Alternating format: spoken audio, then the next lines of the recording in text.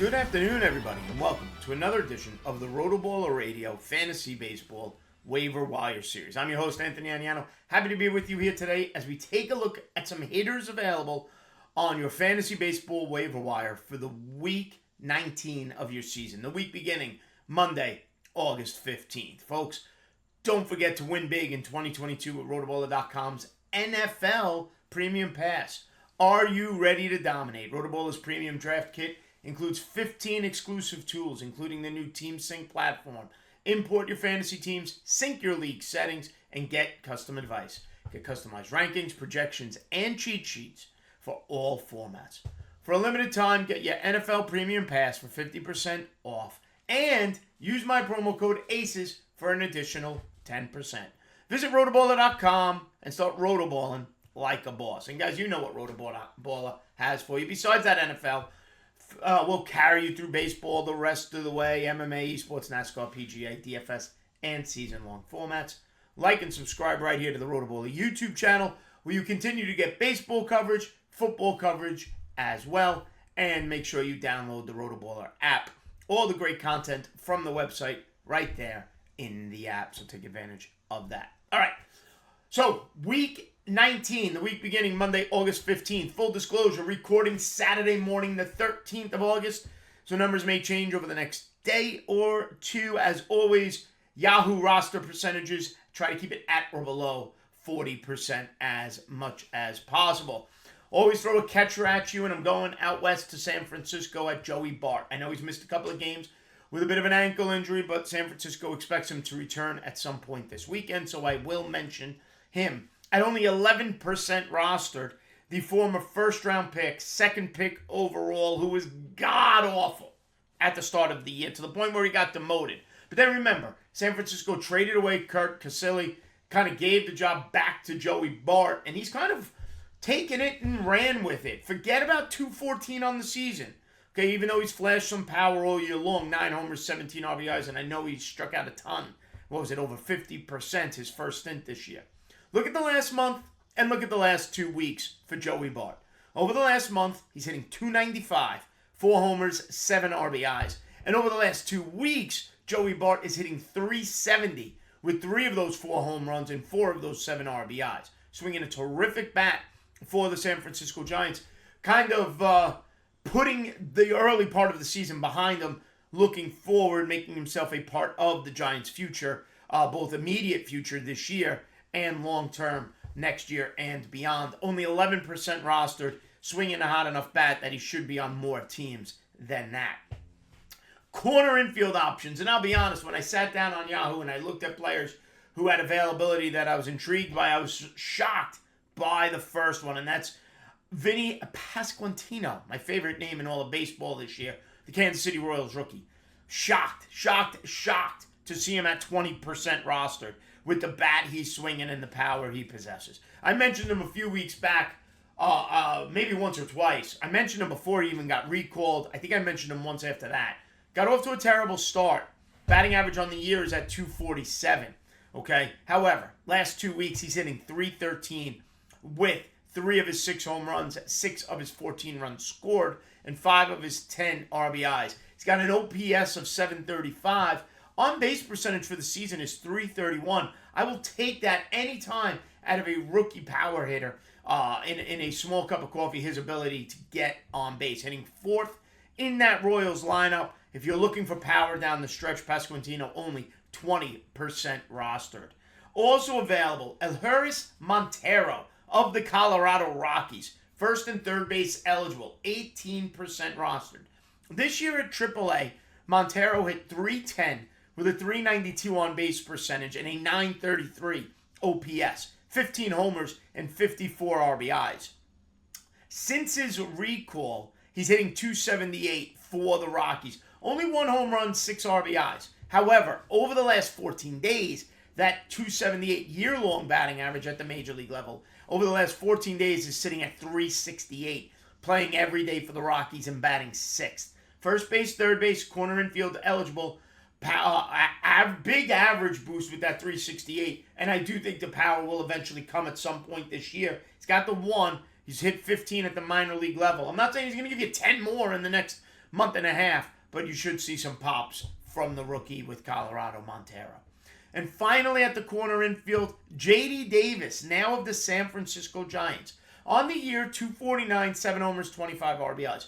But look at what he's done since going to San Francisco. Okay, 333, 3 homers, 4 RBIs, a 385 on base percentage.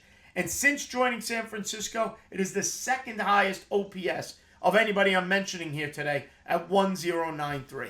If you're looking for a corner infielder, maybe more of a daily league because he does bat. He's a masher against lefties. Struggles against right-handing pitching. So maybe you want to pick and choose your matchups in a daily format with J.D. Davis. Giants have him hitting 5th. Okay, that OPS is at 1093 since joining the Giants. I believe it's been about 7 games played for the San Francisco team. All right, middle infield options. Some veterans here and some young players. The veteran, Paul DeJong, has come back with a vengeance after being demoted to the minor leagues. Forget about the 188 he's hit for the season. That's what got him demoted. Since his recall, he's hitting 300. He's got 4 home runs and 13 RBIs in his last 14 days, hitting 6th or 7th in that Cardinals lineup. Hitting only 16% rostered. If you need power out of the middle infield spot, Paul DeJong, we know, brings it. He's going to strike out a ton. We know this. I don't expect the 300 to last. It never does with him. But the power does play, and he is better than the 188 he's shown on the season. Bryson Stott of the Philadelphia Phillies. Now, I mentioned him, I don't know if it was last week or 2 weeks ago, after the Phillies released Didi Gregorius. I said this clears Bryson Stott for shortstop. It's a vote of confidence, and the Phillies are super hot right now. Okay, some people liked it. Some people are like, I'm not falling for Bryson Stott again, and I understood. He's still only hitting 219 on the season. However, in the last 14 days, Bryson Stott of the Phillies is hitting 357 with 6 RBIs and 2 runs scored, batting .678 in that Phillies lineup. He's only 7% rostered. He's less than Paul DeJong. And I will tell you this. If I have to choose between Paul DeJong and Bryson Stott, I'm taking the Stott. I'm taking the youngster. I know what Paul DeJong is. He's power, low batting average. Maybe even in August, I'm still looking for the intrigue of the young player. But I will take Bryson Stott. Okay? 357, a little bit of speed with those 2 stolen bases. He's got 5 steals on the year.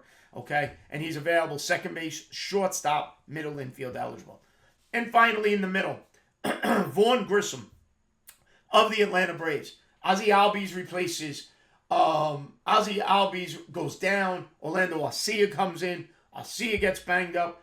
They bring up Grissom from Double-A. Okay? Started the year at high A ball. Now, he's 3 for 7 since getting called up, 429. He's hit a homer, stole a base. He's been very intriguing. Everybody loves him. Okay?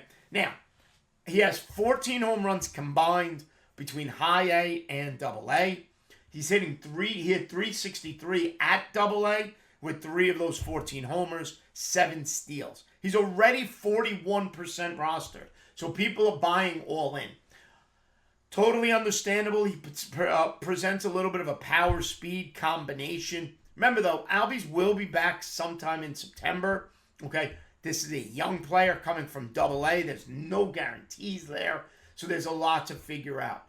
I am not overspending on Vaughn Grissom. I'm just not doing that. Not if I'm in a team that's contending and I need a middle infielder. I want a little more certainty. Okay, worth a flyer. Definitely put some fab money in. But don't overspend on somebody who may not be there at the finish line for you as a young player coming from Double-A and Albies returning. Finally, if you need some outfielders, we have a little bit of power. The Mets' Tyler Naquin has been terrific since coming over to the team. And he's on the strong side of a platoon with Mark Canha, being the lefty batter facing right-handed pitching. He's 18% rostered. Since joining the Mets, he's hitting 333 with a 353 on base percentage. His OPS since joining the Mets, the highest OPS on the list at 1141. Okay, 3 homers, 7 RBI since joining the team, 10 home runs now on the season, hitting 7th usually in that Met lineup that we know puts up a ton of runs, okay, and he continues to rake. Last week it was Vogelbach. He's still available as well, folks, and now it's Tyler Naquin. Both the Vogelbach and Naquin, the lefty hitters in a lefty-righty platoon, so getting a little more playing time than, say, Darren Ruff and Mark Canha, who are on the weak side of that platoon. And finally, if you need some power being flashed of late, Trent Grisham of the San Diego Padres. He's hitting 197 on the year, nothing to be excited about. But he does have 14 homers and 45 RBIs, hitting 8th for the Padres. 4 home runs in his last 14 days, and is hitting 250. So, although not great, a significant improvement from the overall season of 198 for Trent Grisham. He is 35% rostered. Tyler Naquin, only 18%. All right, so if you need a catcher, Joey Bart, 11%. Corner infielders, Pasquantino, 20%. Montero of the Rockies, 18%. J.D. Davis, only 2%. Middle infielders, DeJong, 16%. Grissom, the rookie with Atlanta, 41%. Bryson Stott, only 7%. And a couple of outfielders, Tyler Naquin, 18%. And Trent Grisham, 35%. All right, everybody, make sure you stay right here on RotoBaller's YouTube channel. Check out the pitching waiver wire video for Week 19 if you haven't, as well as all the other great content, football and baseball included in that.